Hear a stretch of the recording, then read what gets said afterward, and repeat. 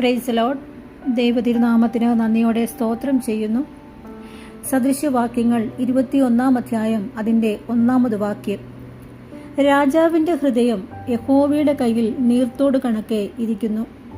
തനിക്ക് ഇഷ്ടമുള്ളിടത്തേക്കൊക്കെയും അവൻ അതിനെ തിരിക്കുന്നു. അനുഗ്രഹീതമായ ദൈവവചനത്തിനായിട്ട് ദൈവത്തിന് സ്തോത്രം ചെയ്യുന്നു.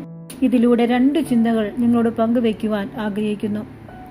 ഒന്നാമതായി, ദൈവം സകല ഹൃദയങ്ങളെയും നിയന്ത്രിക്കുന്നു.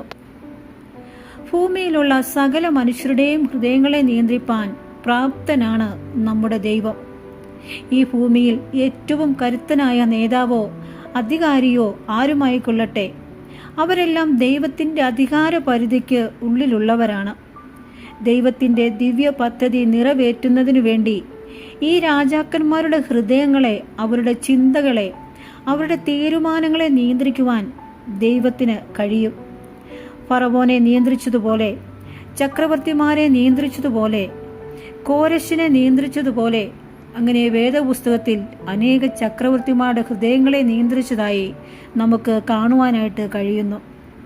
പ്രിയപ്പെട്ടവരെ, ഈ സന്ദേശം കേട്ടുകൊണ്ടിരിക്കുമ്പോൾ നിങ്ങൾക്കു വേണ്ടി ചിലരുടെ ഹൃദയങ്ങളോട് ഇടപെടുവാൻ ദൈവത്തിന് കഴിയും. ചില മനസ്സുകളോട് സംസാരിക്കുവാൻ ദൈവത്തിന് കഴിയും. നിങ്ങൾക്ക് അനുകൂലമായ ചില വിധികളെ നൽകുവാൻ തക്കവണ്ണം ദൈവത്തിൻ്റെ ഇടപെടിയിൽ ചിലരുടെ ഹൃദയങ്ങളിൽ ഉണ്ടാകും.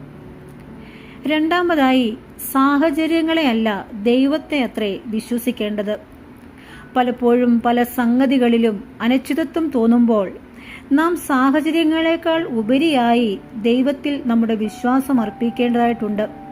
ചിലപ്പോൾ ഉന്നതന്മാരിൽ നിന്നും അധികാരികളിൽ നിന്നും അന്യായമായ ഇടപെടലുകൾ ഉണ്ടാകുമ്പോൾ നാം സാഹചര്യങ്ങളെ നോക്കാതെ ദൈവത്തിൽ നമ്മുടെ ആശ്രയം വെക്കേണ്ടത് ആവശ്യമാണ്. ആദിമസഭയുടെ ചരിത്രം പരിശോധിക്കുമ്പോഴും ഭയങ്കരമായ ഉപദ്രവങ്ങൾ നേരിട്ടപ്പോൾ അവർ ഒരുമിച്ച് കൂടി ദൈവമുഖത്തേക്ക് നോക്കി പ്രാർത്ഥിച്ചതായിട്ട് കാണുവാനായി കഴിയുന്നു. സാഹചര്യങ്ങളെ നിയന്ത്രിക്കുവാൻ കഴിവുള്ളവനായിരിക്കുന്ന ദൈവം അധികാരികളുടെ ഹൃദയത്തെ ഒരു ചാല് കണക്കെ തിരിച്ചു വിടുവാനായിട്ട് പ്രാപ്തിയുള്ളവനായ ദൈവത്തിൻ്റെ മുഖത്തേക്ക് നോക്കുമ്പോൾ ദൈവം അവരുടെ ഹൃദയങ്ങളിൽ ഇടപെടുവാനായിട്ട് ഇടയായിത്തീരും.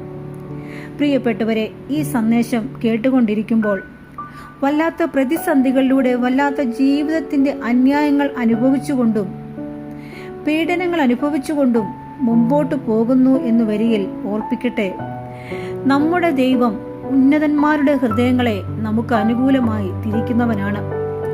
ആ പ്രത്യാശയോടെ മുന്നോട്ട് പോകുവാൻ ദൈവം നമ്മെ സഹായിക്കട്ടെ. ഈ വചനങ്ങളാൽ ദൈവം നമ്മെ അനുഗ്രഹിക്കുമാറാകട്ടെ. God bless you.